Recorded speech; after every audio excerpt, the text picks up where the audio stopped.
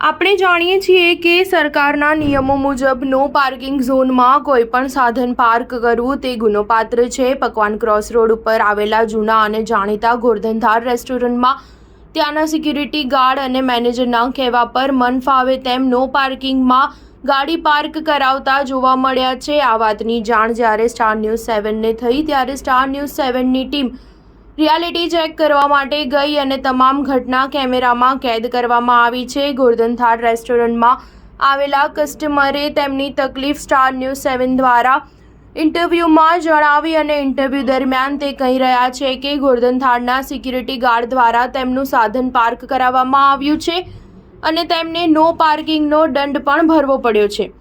Star News 7ની team જ્યારે ગોરધનધારના રસોડામાં જાય છે ત્યારે ત્યાં કોઈએ ગ્લવ્સ કે કેપ પહેરેલી જોવા મળતી નથી। જમવામાં વાળ કે કચરો પડ્યો તો શું કરવાનું? શું આ ગોરધનધાર જેવા રેસ્ટોરન્ટના માલિકને તંત્રનો ડર હશે કે નહીં? આ સ્વાસ્થ્ય સાથે થઈ રહેલા ચેડા ક્યારે બંધ થશે?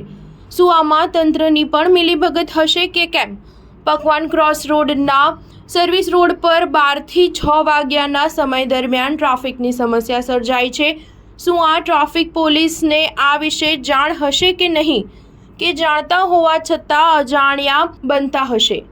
આ ટ્રાફિકનો નિવારણ ક્યારે આવશે કે નહીં? સ્ટાર ન્યૂઝ 7 હંમેશા સચ્ચાઈની સાથે।